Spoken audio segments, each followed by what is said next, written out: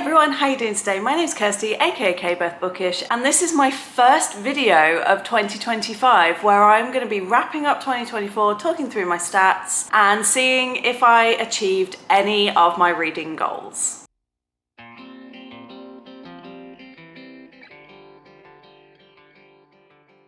"2024 was definitely a mixed bag for reading for me. There were a lot of highs in terms of smashing certain goals, but then there were also some lows in terms of really bad reading slumps and struggling with finding amazing books. I had some good books that I really did enjoy, but I'm not going to discuss too much right now because it will come up more, but I definitely sort of struggled to get some amazing 5-star all-time favorite reads. But you know, we're just gonna go into this and we're gonna discuss. So like I did last year, I'm gonna bring up some stats for you and talk through some interesting facts, and then we'll go into the second half, which will be my actual goals and whether or not I achieved what I decided I wanted to do last year. So in total last year, I set myself a novel goal of 50 books and a very ambitious manga and graphic novel goal of 100, and I hit both. It's insane. In total, I read the most I've ever read in my life. I read 168 things, which surpasses my previous highest number of like 99 by a lot. If we break that down further, that's 55 novels, 113 manga and graphic novels. Mostly thanks to Ren and Ren's library for the manga, because in the last 2 months while I was in Australia, I must have read about 60 manga because of them, which is awesome. Then for like how I read my books, exactly the same as last year, 56% of my reads were physical reads. So just over half my reads are physical books that I pick up. It's still my preferred reading method. However, in a huge increase, more than double, 22% of my books were audiobooks. So where last year I read mostly ebooks and physically, and only 10% of my books were audio, nearly a quarter of my books this year were audiobooks. I've definitely increased my audio reading. I found new ways that I enjoy reading and listening to audiobooks. So whenever I play Genshin Impact, which is quite a lot, I will put an audiobook on. I know a lot of people, they will listen to audiobooks when traveling, when doing housework, things like that. I can't focus on it when I do that. I even tried listening when I was making candles one day and I just couldn't do it. But I'm definitely finding that when I'm gaming or when I'm like doing journal stuff or art, those are the times when I really like to listen to my audiobooks. Also at night before bed, quite often I will just listen to a chapter or two because it's better for my head. If I'm trying to physically read, I will end up with a headache while I'm trying to read while tired. If I listen to an audiobook, that's less likely to happen, which then means that 22% of my reads were ebooks. I think in last year's video, I was like, I want to read more ebooks, and I've ended up reading less, but that's just how things go. My top genres, last year there was a couple of anomalies in there and I was quite surprised at what my top genres were. This year we are back to our regular scheduled events. So top genre was fantasy at 34% of my reads, 25% were romance and 16% were paranormal.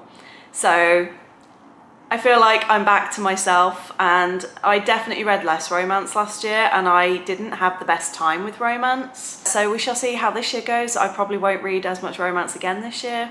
I did 9 arcs this year. 7 of those were manga and graphic novels, 2 of them were regular novels. I really did just let the ball drop, especially on the novels. And that's why I've prioritized NetGalley this year, because even though I'm not going to be applying for arcs, even though I say that and every time I do, I just want to prioritize my NetGalley as much as possible and just clear off as much as I can and stop falling behind on those. Star ratings, I had my first ever and so far only 1 star, which was fantastic. So we had 1 1-star review. I had 3 2-star reviews, 13 3 stars, 26 4 stars and 12 5 stars. So as you can see, a lot of my reading was middle to middle ground to good. Like, I wouldn't say last year was a spectacular year. I wasn't getting 5-star after 5-star, and I wasn't, even when I was trying to think of my book of the year, which will be coming soon, I chose to not bring my reading journal with me, forgetting that I would need it to film 2 or 3 videos for the end of the year, which is why I'm so delayed on all these videos. Go me.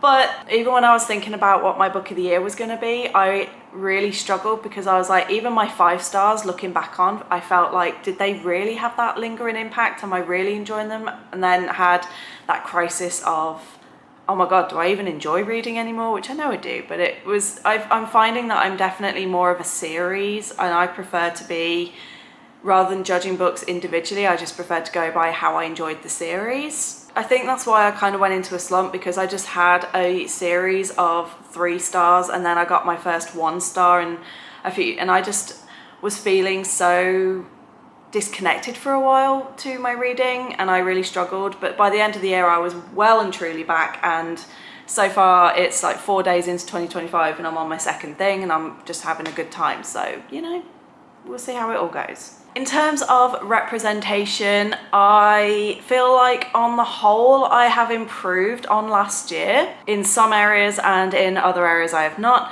This one I will be looking at novels and the graphic novels and manga. So for queer representation in my novel reading, I didn't think I would do much better than last year, where I hit 55%. But I did. 65% of all of my books were queer in some way, shape or form. The predominant sort of queer rep that I have in my books is male-male romance. I've also got bisexual rep and lesbian, like female-female romance. I definitely have more areas within the queerness, the queer community that I would like to read. And there's still so much more that I could be reading. And I also would like to read more that's like pertains to my own queerness a little bit more. So that's definitely a channel I want to explore more in 2025. And then for manga, only 28% of my manga and graphic novels were queer. And again, majority of those were boy love, so male-male romance. There were a couple of sapphic in there and a few non-binary representations. But again, it's an area that I definitely want to improve, and I definitely want to seek out more queer manga. It is a difficult one to seek out because inherently Japan doesn't support the queer community, and it's still in a lot of areas a very taboo, hush-hush subject. So even if you are queer, just don't talk about it. And so that is reflected in their literature and in their manga. But it is improving, and we are getting a lot more own voices coming out of manga especially. So that is stuff that I definitely want to seek out more. For disability rep, again, I didn't think I'd read as much as I ended up doing. And in the end, 54% of my books had some form of disability rep. The predominant one in the novels was PTSD and mental health issues, because a lot of characters that I read last year had trauma. I blame the fact that I read a lot of dark romance for that. But a lot of the characters I read had sort of PTSD, they had depression, anxiety, things like that. But there was also quite a lot of death rep in the reads that I had, as well as chronic pain and cancer. They seem to be recurring things that are coming up, but I do want to read a bit more disability this year, with disabilities that maybe I've not read before, and try and seek out more of those kind of books. And in terms of manga, again, I did better than I was expecting. 31% had disability rep, and the predominant one there was hyperhidrosis, because Sweat and Soap follows a main character who has a disability. And so 11 volumes, that makes up quite a significant portion of the reading. But there was also depression, mental health, death rep, and blindness that appeared in quite a few of the manga that I read as well.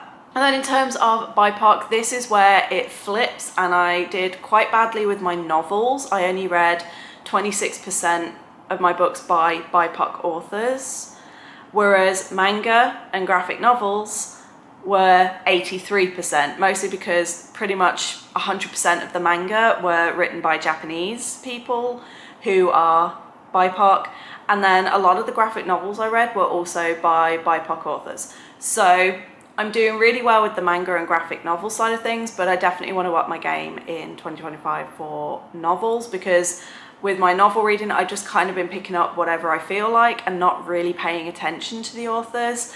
And so I just want to be a little bit more mindful this year. Speaking of authors, I read a total of 108 authors across both manga and regular books. That was insane. That's a lot.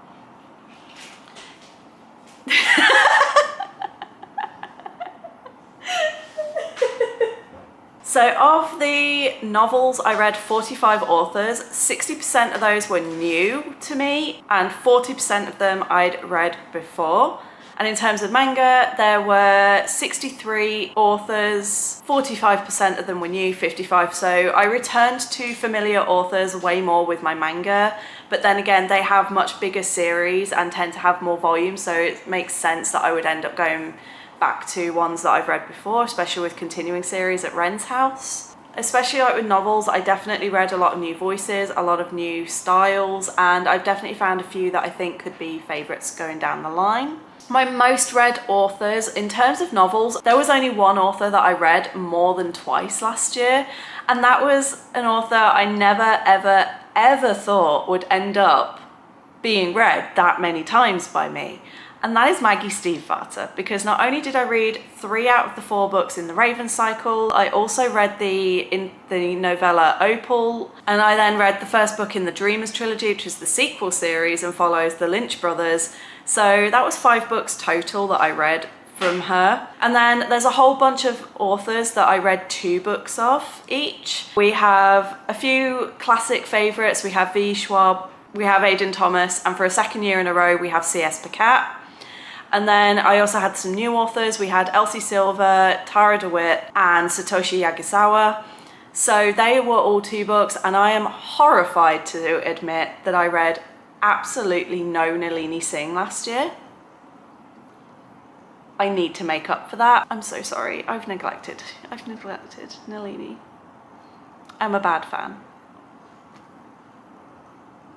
Anyway, moving on. In terms of manga, the author that I read the most was Kintetsu Yamada, which was the author of Sweat and Soap, because I read all 11 volumes. And then in second place was Hitsuzi Yamada, which was 8 books, and that is the author of The Masterful Cat is Depressed Again Today.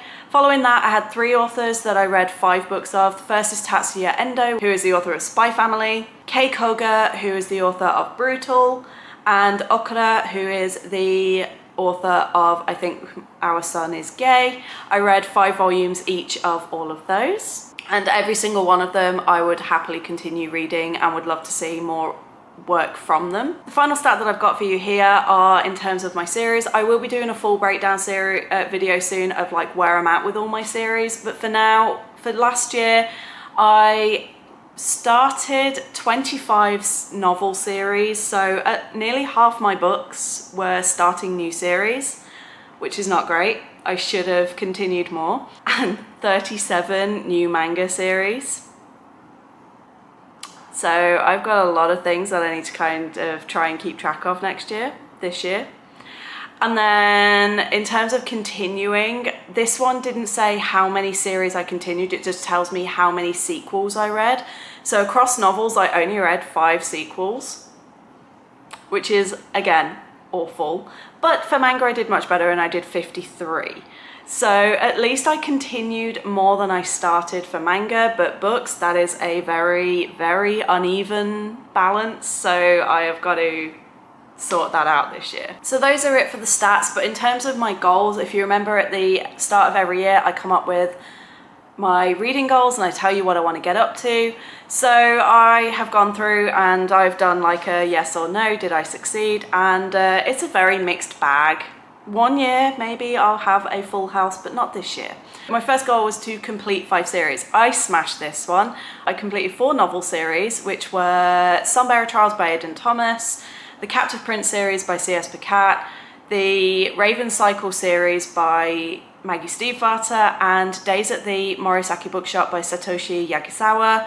All of those ended up on my all-time favourite shelf. So it tells you how much I love to read series, and the fact that all 4 of the series I finished have now become all-time favourites of mine.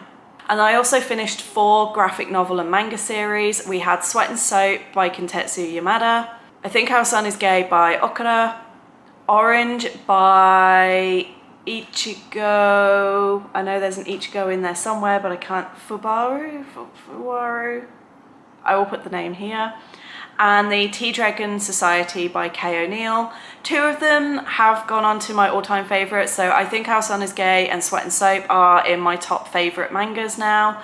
Orange is I really enjoyed, I really recommend, but it's not an all-time favourite. And the Tea Dragon Society goes into it's cute, I would probably reread, but again, isn't an all-time favourite.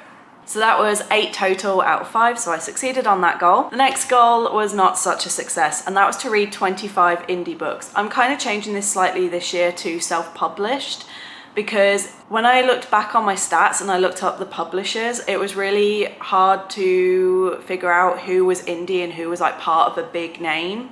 So I'm just going to go by self-published in future, but for last year I only read 9 out of 25, and most of those I think were in the final couple of months as I was reading ahead for a romantic affair.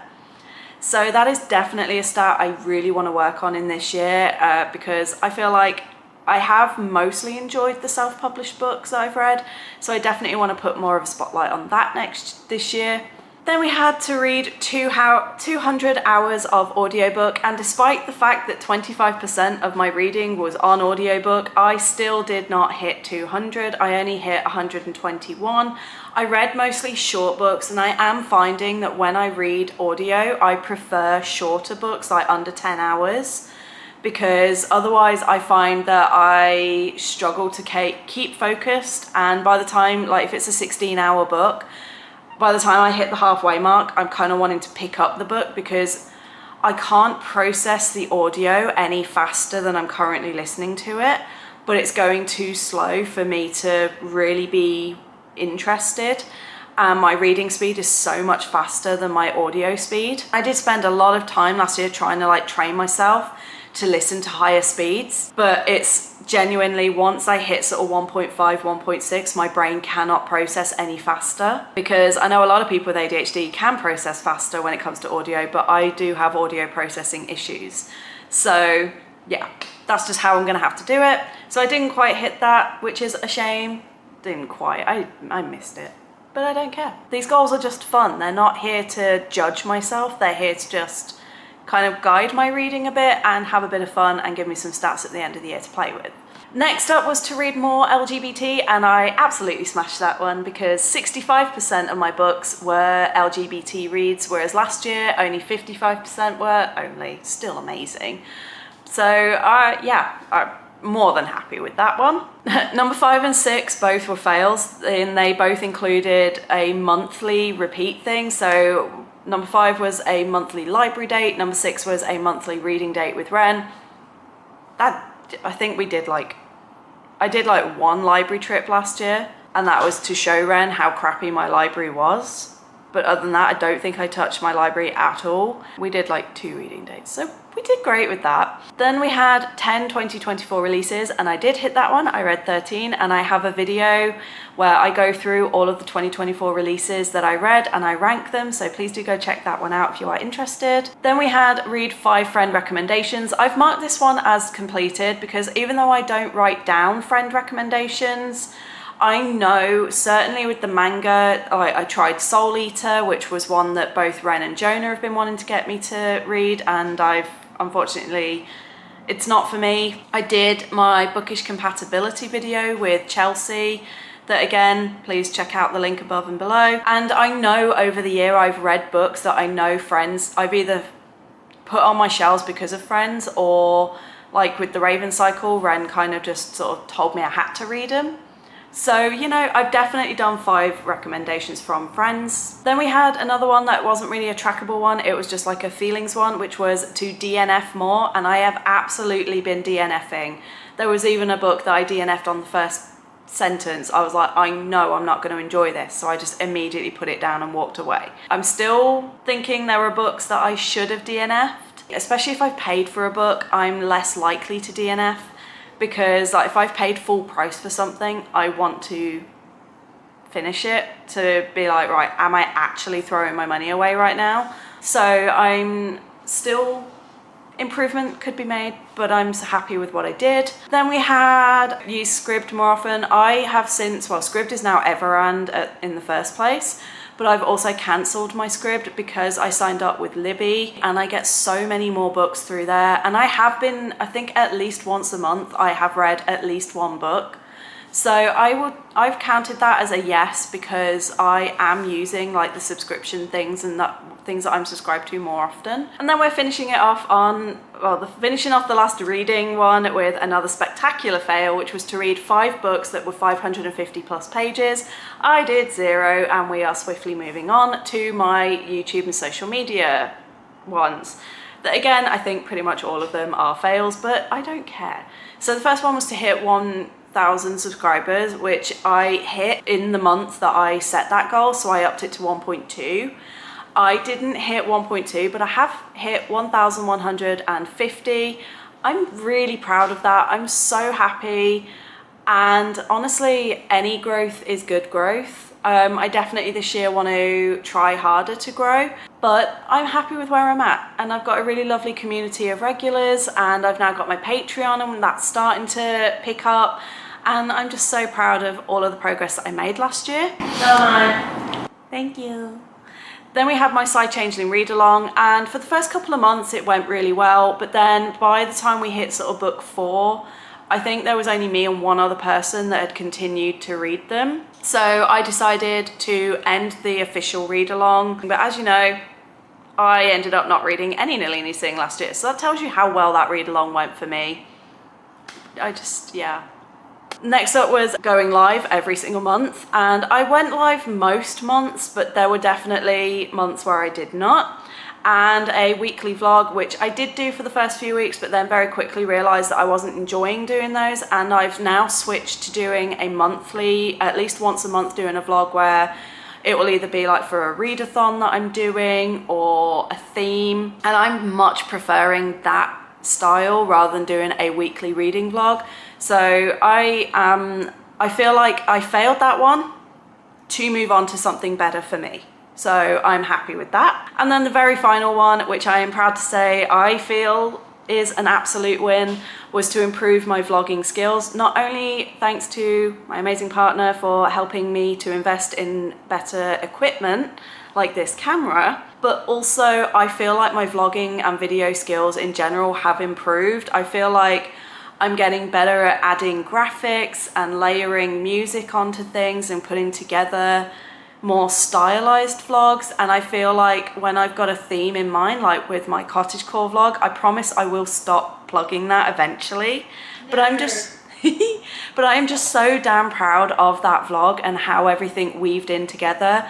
And I feel like I actually achieved the cozy cottagecore vibe I was looking for, and that is why I'm keeping it. And that's why I'm promoting it. So I definitely want to continue on that trend in 2025 too. So as you can see, very mixed bag, lots of fantastic stats, a few failed. Who cares? 3 years ago, I would have been like so upset and disheartened. 2 years ago, I probably would have cried. This year, I'm just like, I don't care that I failed everything. I had fun, and that's what matters. And I'm loving what I'm doing, and I'm enjoying my video making. Why would I want to do anything else? So yeah, it's been a great year reading wise. It's not been a great year with other things, but that's completely separate. But I am still really happy with the progress, and I feel very positive about the goals that I've set myself for this year. So yeah, if you've been with me, whether you've been since pre-2024 or you joined me in 2024, thank you so much for all of your support. Leave me a comment below letting me know what your favorite video of mine was from last year, because you know, it's always fun to hear what you guys enjoy, and I know it helps me to plan what stuff I want to make in the future. And I hope you've all had a fantastic New Year, Christmas, whatever you celebrate or don't celebrate. I hope you've had a good festive period and that you are settling into the new year as well as can be. We're currently on our final day of our holiday here in Perth. Yes, I am wearing a hoodie, by the way, if anyone's been wondering why I'm wearing a hoodie in Australia, is because it is quite early in the morning, the heat hasn't quite kicked in and we've got the aircon on, so I'm still warming up. But it is now getting warm enough that I'm thinking I might go down to the pool. So, yes. But anyway, I hope you're all good, I hope you're staying safe, and I will see you on the next video.